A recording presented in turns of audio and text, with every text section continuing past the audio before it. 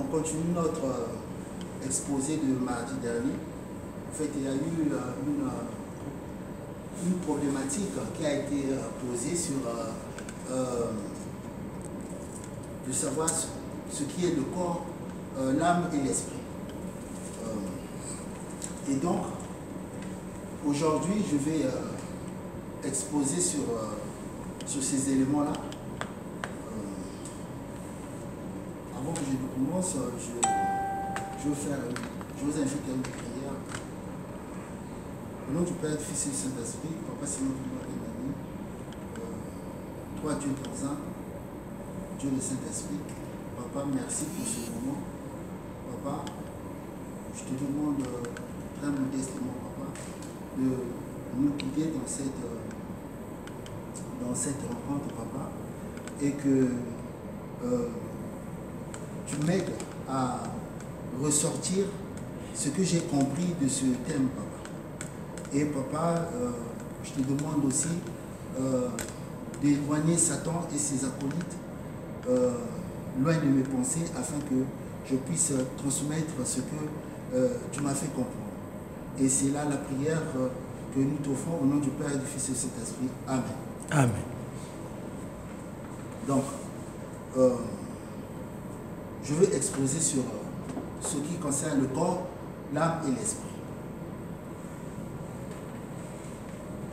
Dans un premier temps, je vais définir l'esprit, l'âme, par rapport aux définitions que j'ai trouvées dans YouTube.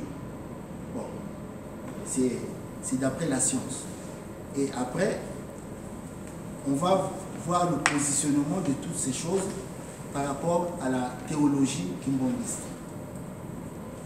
Donc, à savoir, on va essayer de développer, je vais essayer de développer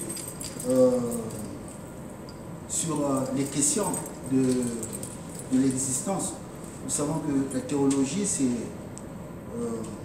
c'est l'étude,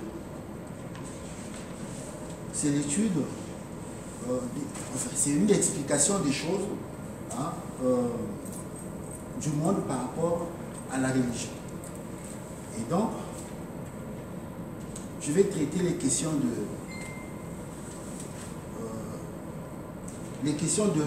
de l'origine de la vie, de Dieu, du salut, de la communion des saints et le royaume des cieux.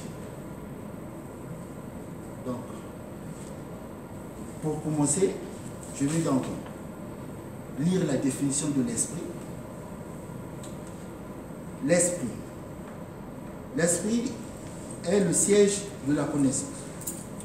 Il pense, apprend, raisonne, décide. Il a reçu de nombreux dons. Intelligence, logique, mémoire, imagination, aptitude. Donc, l'esprit dispose d'une certaine autonomie, d'une certaine liberté. Il a la possibilité de faire des choix, donc le libre arbitre.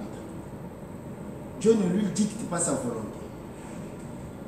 L'esprit est aussi ce qui a des émotions et des sentiments. C'est l'esprit qui ressent l'amour, la confiance, la peur. Dieu a créé l'esprit en le laissant volontairement inachevé, au contraire de l'âme. L'esprit doit utiliser ses dons et sa liberté pour achever sa création. Il doit chercher à devenir un être parfait pour retourner à Dieu et pour se fondre en lui. Ça, c'est l'esprit. De temps en temps, je vais revenir sur ces définitions parce que c'est ça qui a été la base de mon raisonnement. Maintenant, l'âme. L'âme est une partie divine, la présence de Dieu en nous. C'est ce qui relie l'esprit à son créateur. L'âme a la connaissance absolue et la sagesse. C'est la source de connaissance divine à laquelle l'esprit peut se connecter par la méditation ou la prière. C'est le guide qui lui fait connaître la vérité et sentir la valeur d'une action ou d'une pensée. C'est en quelque sorte un maître spirituel. Donc l'âme, c'est en quelque sorte un maître spirituel dans le corps de l'homme. Je continue. L'âme est aussi la vie. C'est l'énergie qui maintient le corps en vie. C'est ce qui fait que les organes fonctionnent tout seuls. C'est ce qui coordonne les fonctions organiques dans un ensemble cohérent. C'est aussi ce qui sépare, c'est aussi ce qui les sépare en cas de perturbation. Entre parenthèses, maladie, blessure. Si l'âme quitte le corps, nous mourrons. De même, la vie se manifeste au moment où l'âme intègre la matière, avant que l'esprit ne s'incarne. Chez un homme, l'âme est une sorte d'intermédiaire, de médiateur entre l'esprit et le corps. L'esprit est immatériel et le corps est matériel. L'âme permet à l'esprit de pouvoir être relié à un corps, de l'habiter et de l'utiliser. Donc là, je viens de définir l'âme. Donc on a deux définitions. L'esprit, l'âme. Maintenant, par rapport à ces deux définitions, j'ai essayé de voir ce que ça représente par rapport à la théologie kimbangiste. Tout à l'heure, je disais que la théologie, c'est l'étude des questions religieuses qui sont fondées sur des textes sacrés. Donc,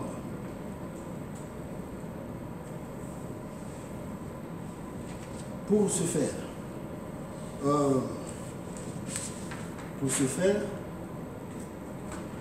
je vais m'appuyer sur la Bible comme livre de référence. La Bible et le livre L'histoire du kimbangiste.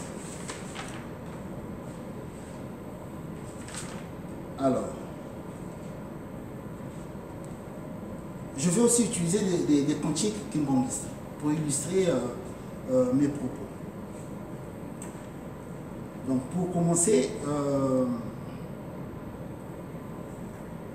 je vais chanter quelques lignes d'un cantique qu'on chante souvent, Bilombe. Bon, je ne connais pas tout le cantique, mais c'est les parties qui m'intéressent que je vais chanter. Dans ce cantique, on dit Nauta nabino nalikolo poto tonga limo. Ça c'est la première partie qui m'intéresse. Donc Nauta nabino nalikolo poto tonga limo ya molimo mosantu. Après, il y a encore une partie où le cantique dit Bozali na mokili kasi bozali na ba mokili te. Ça va être important pour la suite, pour voir un peu ces éléments-là. Donc, par rapport à ce cantique, je constate que la vie ne commence pas ici. Si j'ai bonne mémoire, Papa Yangena disait toujours que surtout ça, ce cantique aussi le dit, donc, je peux imaginer que Dieu, dans les cieux, à un moment donné, après avoir créé beaucoup de choses, il s'est dit, bon, il faut que je crée des enfants qui me ressemblent. Donc, il a créé des esprits. Donc, nous, on a existé comme esprit déjà dans le royaume des cieux, auprès de Dieu. On ne sait pas combien de temps, ça peut être la suite avec les révélations.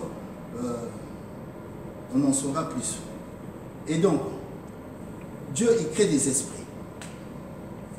Le nombre, je ne peux pas non plus vous dire, mais on peut constater le nombre que nous sommes sur la terre et le nombre de générations qui sont passées par là. Donc, Dieu crée des esprits. Alors, par rapport à la définition, on dit bien que l'esprit est inachevé pour qu'elle soit. L'esprit est inachevé et il doit utiliser ses dons pour finir sa création. Donc Dieu invite donc ses enfants. Donc Dieu est là, il a un corps glorieux, il a un esprit, il a une âme, il a créé des enfants qui sont des esprits qui ne lui ressemblent pas. Donc qui sont encore esprits. Alors, il les convoque. Il dit, bon, venez, mes enfants, je vais vous expliquer des choses. Moi, votre père, j'aimerais qu'un jour, vous me ressemblez, que vous ayez un corps comme moi. Mais pour cela, vous allez me quitter pour un temps, vous allez partir très loin, et après, vous allez me revenir. Donc, Dieu élabore un plan qui va être en trois états. Dans le premier état, il crée des enfants. Deuxième état, les enfants doivent effectuer un voyage pour exécuter le deuxième état. Donc, il choisit un lieu qui est la terre. Dans la Bible, on nous dit bien que au commencement, Dieu créa les cieux et la terre. Hein? La terre était informe, tout ça. Donc là, j'entame la deuxième partie. La deuxième partie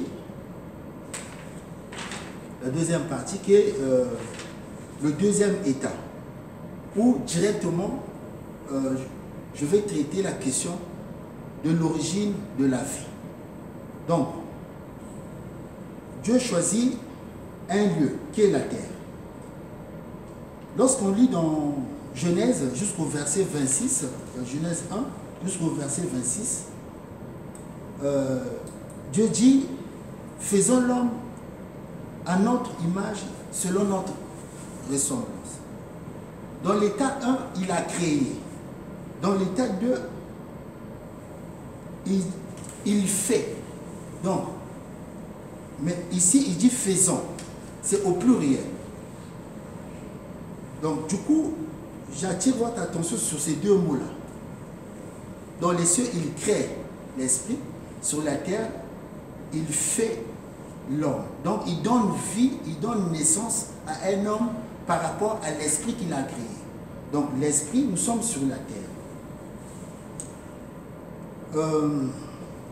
Dans Genèse 2, verset 7, la Bible nous dit que Dieu forma l'homme de la poussière de la terre. Dieu forma l'homme de la poussière de la terre. Alors,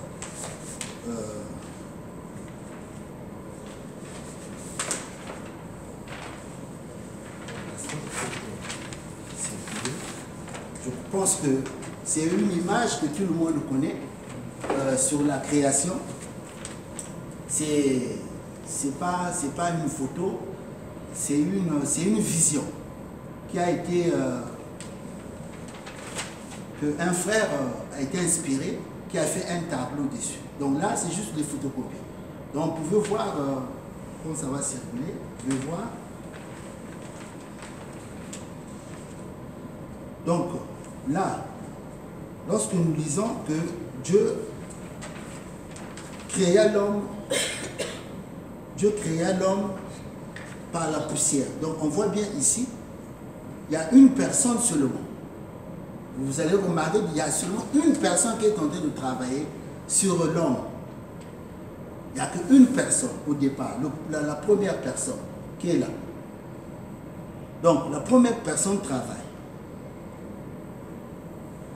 On va aussi remarquer que si on regarde bien ces corps-là, ce n'est pas des corps qui nous ressemblent. C'est des corps qui sont vraiment glorieux. C'est des corps spirituels qui sont là.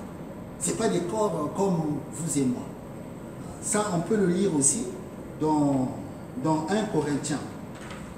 Dans 1 Corinthiens 15, pour voir la différence entre ces corps-là. Donc, je lis dans 1 Corinthiens 15, verset 40, au nom du Père, du Fils et du Saint-Esprit. Il y a aussi des corps célestes et des corps terrestres, mais autre est l'éclat des corps célestes, autre celui des corps terrestres. Donc, la différence entre ces deux corps, c'est l'éclat. C'est pour ça que j'attire votre attention sur l'éclat des corps qui sont présents là. Ce n'est pas le même éclat qu'on voit sur nos corps. Donc, ce sont des corps qui sont glorieux. Donc ici, il y a une personne qui travaille. Donc Dieu crée l'homme par rapport à la poussière. Alors,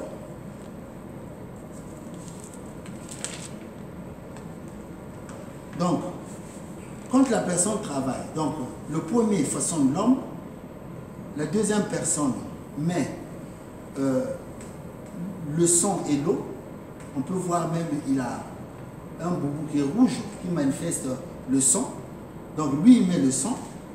Et le dernier, il souffle, comme c'est dit dans la Bible aussi, le souffle de vie. Et du coup, l'homme devient une âme vivante. Et cela, on peut le lire, l'homme devient une âme vivante dans 1 Corinthiens 15, le verset 45. Je lis au nom du Père, du Fils et du Saint-Esprit. C'est pourquoi il est écrit, le premier homme Adam devint une âme vivante. Le dernier Adam est devenu un esprit vivifiant. Donc c'est la première partie qui nous intéresse pour l'instant, parce que nous sommes dans le deuxième état. Donc Adam, le premier homme, devient une âme vivante, une âme vivante.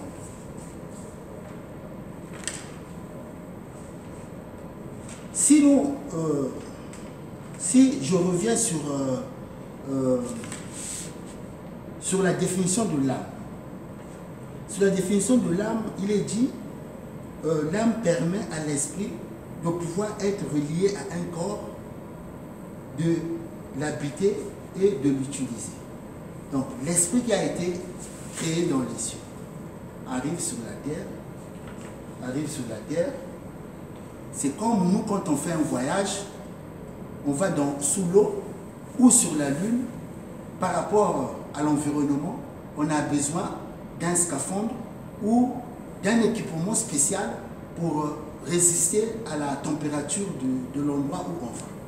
Donc, ici, on voit bien que l'esprit qui était dans les cieux, pour que ça supporte la température sur la terre, Dieu a besoin, donc par ces trois personnes, ils ont besoin de fabriquer un homme, donc un équipement.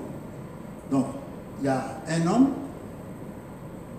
la deuxième personne met du sang, la troisième personne met le souffle de vie. Et du coup, il y a un homme qui peut vivre dans cet espace. Mais eux, ils n'ont pas besoin, parce qu'ils ont un corps glorieux, spirituel. Ils peuvent aller partout. Eux, ils n'ont pas besoin. Et donc, l'homme qui est créé, l'homme qui est formé, possède une âme et un esprit. Comment on va comment on va le savoir? On va lire dans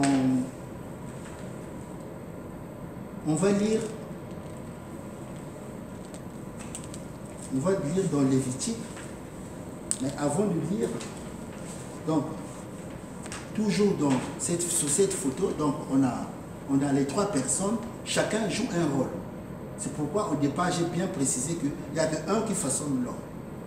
Le deuxième a quelque chose, une coupe, il va mettre quelque chose. Donc chacun il joue un rôle parmi les trois. Donc le premier il s'occupe du corps, le deuxième il va mettre le sang, et le troisième il va mettre l'esprit. Mais c'est quoi le sang au juste? Le sang, c'est quoi le sang?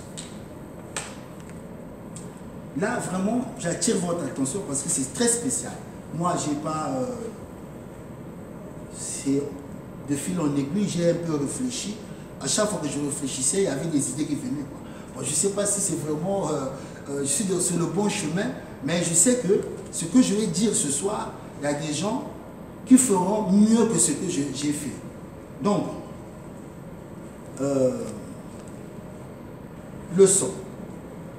Mais on va se poser la question, qu'est-ce qui contient le son? Il y a quoi dans le son? Il y a quoi dans le son? Donc, on va lire dans Lévitique. Dans Lévitique 17, les versets 10 à 14. Je lis au nom du Père, du Fils et du Saint-Esprit. Si un homme de la maison d'Israël ou des étrangers qui séjournent au milieu d'eux mange du sang d'une espèce quelconque, je tournerai ma face contre celui qui mange le sang et je le retrancherai du milieu de son peuple. Car l'âme de la chair est dans le sang. Car l'âme de la chair est dans le sang. Je vous l'ai donné sur l'autel afin qu'il servît d'expiation pour vos âmes. Car c'est par l'âme que le sang fait l'expiation. Ici, on nous parle du sacrifice du Seigneur Jésus-Christ. C'est pourquoi j'ai dit aux enfants d'Israël, personne d'entre vous ne mangera du sang, et l'étranger qui séjourne au milieu de vous ne mangera pas du sang. Si quelqu'un d'un enfant, non, si quelqu'un des enfants d'Israël ou des étrangers qui séjournent au milieu d'eux prend à la chasse un animal ou un oiseau qui se mange, il en versera le sang et le couvrira de poussière. Car l'âme de toute chair, c'est son sang qui est en elle. C'est pourquoi j'ai dit aux enfants d'Israël, vous ne mangerez le sang d'aucune chair, car l'âme de toute chair est son sang. Quiconque en mangera sera retranché. Donc, à ce niveau, nous voyons bien que le sang est sacré.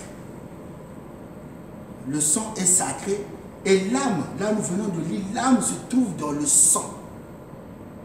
L'âme se trouve dans le sang. Donc, à ce niveau, jusque-là, on voit que la théologie immoniste épouse bien et parfaitement les affirmations qui sont dans la Bible. Ça, ce ne sont pas des choses qu'on a racontées comme ça, c'est vraiment inspiré.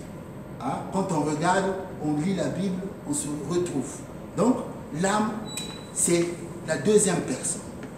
La deuxième personne égale à l'âme de l'homme qui est dans le sang. C'est pourquoi on peut se poser la question. Nous qui sommes africains, quand on dit les sorciers mangent des gens, mais ils mangent quoi au juste? Parce que le corps, c'est le corps hollandaise. Donc ils mangent quoi? Ils mangent l'âme. S'ils mangent l'âme, ça veut dire qu'ils mangent qui? Ils mangent la deuxième personne. C'est une abomination. Je ne sais pas si vous vous rendez compte. Ils mangent la deuxième personne qui représente l'âme de l'homme.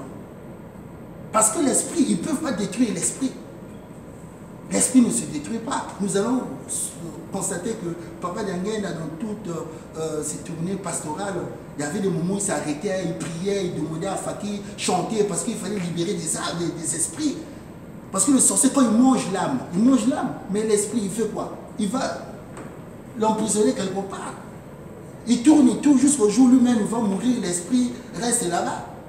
Donc du coup, c'est pourquoi même lorsqu'on défile, ça a un sens. Peut-être dans nos familles, on délivre des gens, on fait des choses, on ne se rend pas compte. C'est vraiment significatif. Donc, On continue. Maintenant, je vais essayer de voir des réponses sur la question de Dieu par rapport à la théologie humaniste. La question de Dieu. Et je vais toutefois chercher à positionner le corps, l'âme et l'esprit. La théologie humaniste nous enseigne quoi? La théologie humaniste nous enseigne que le créateur de l'univers, de toutes choses, ce Dieu-là est trinitaire. C'est ça que la théologie humaniste nous enseigne. Donc, ce Dieu-là est trinitaire et se présente en Dieu le Père, Dieu le Fils, Dieu le Saint-Esprit. Donc, par rapport à cette photo, donc s'il faut que je les nomme maintenant, le premier, c'est Dieu le Père, qui est le corps. Le deuxième, c'est Dieu le Fils, qui est l'âme. Le troisième, c'est Dieu le Saint-Esprit, qui est l'Esprit. Donc, ici, là, on a la Trinité. Et nous, les humanistes, nous savons que Dieu le Père, ce n'est que Papa qui se l'occupe.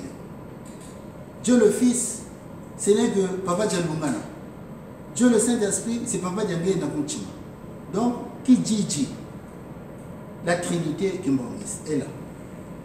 La Trinité humaniste. Sur cette notion de Dieu, je vais faire une parenthèse vite fait. Je regarde beaucoup de gens qui disent oui, Dieu vient de l'origine grecque, il est lié à Zeus. Ben non. Si on considère, oui, que l'histoire philosophique commence en Grèce, d'accord, mais à ce jour, nous savons que ça remonte de plus loin que ça. Même l'alphabet français prend sa source dans l'alphabet grec. Donc A qui n'est que alpha, B, bêta, C, gamma, D, delta. Donc le delta là, qui est représenté comme un triangle équilatéral. Ce delta là, quand on rentre dans l'écriture Mandomé, on se rend compte que le delta là, ce n'est que le zéro, représente le zéro. Le triangle équilatéral. Les trois côtés sont égaux. Dieu le Père, Dieu le Fils, Dieu le Saint-Esprit. Donc le Dieu dont on parle dans la Bible, ce n'est que la Trinité que nous connaissons. Papa qui se levait, Papa Djalungana, Papa Djangenda, Mouchima. Donc il ne faut pas qu'on nous emmène de gauche à droite, non, c'est Zeus. Non, non, non, non, non. Nous aujourd'hui on a une écriture, le Mandombe nous montre que le D c'est le delta et c'est le triangle qui représente le zéro dans notre écriture. Donc, je poursuis.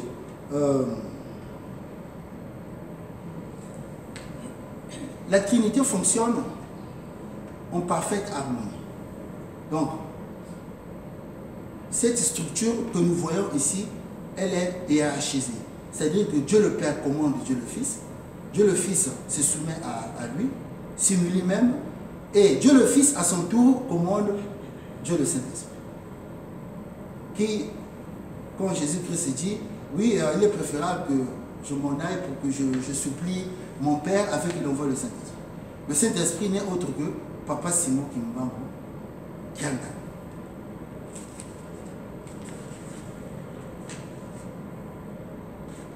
Donc, jusqu'ici, nous venons de voir comment le premier, parce qu'au départ, je parle d'un raisonnement comme quoi dans les cieux, il y a beaucoup d'esprits.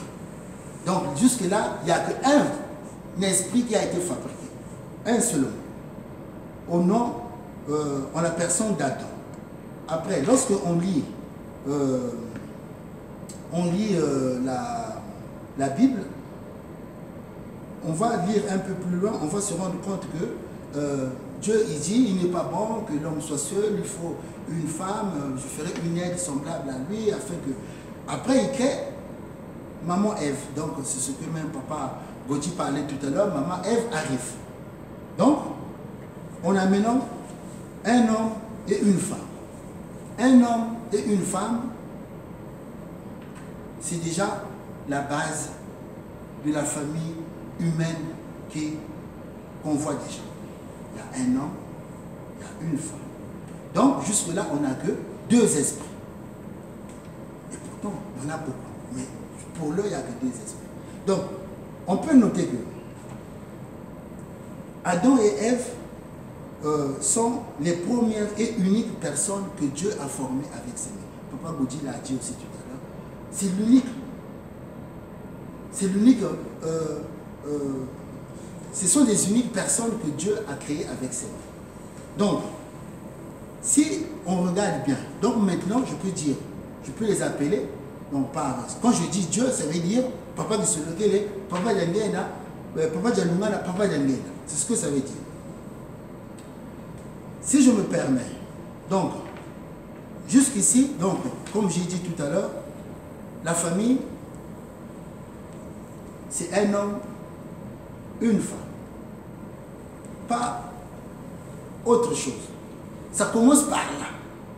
Selon la théologie kimongiste, c'est maman, papa Adam, papa, maman Ève, qui ont donné naissance à l'humanité. Et donc, si c'est le cas, ça veut dire que on voit la présence de la famille. La famille, c'est papa, c'est maman. On dit aussi que l'Église constitue le corps du Christ. Si l'Église constitue le corps du Christ, je vais lire un verset romain, dans Romains 12, verset 5. Romains 12, verset 5. Je lis au nom du Père, du Fils et du Saint-Esprit. Ainsi, nous qui sommes plusieurs, nous formons un seul corps en Christ et nous sommes tous membres les uns les autres. Ça veut dire quoi? Ce que je comprends là, moi, c'est que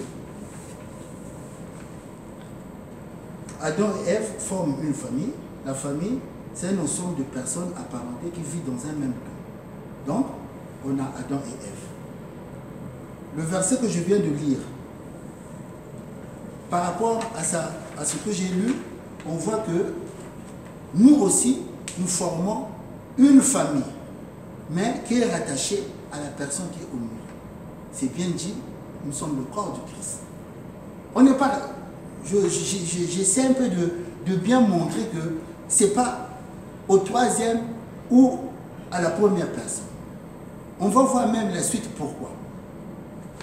Nous sommes rattachés à la deuxième personne qui constitue l'âme. Parce que sans l'âme, il n'y a pas de vie sur terre. S'il y a la vie sur terre, c'est parce que la deuxième personne, Papa Djanungana, avait mis le sang qui contient l'âme. Maintenant, je vais juste vous faire remarquer que si Papa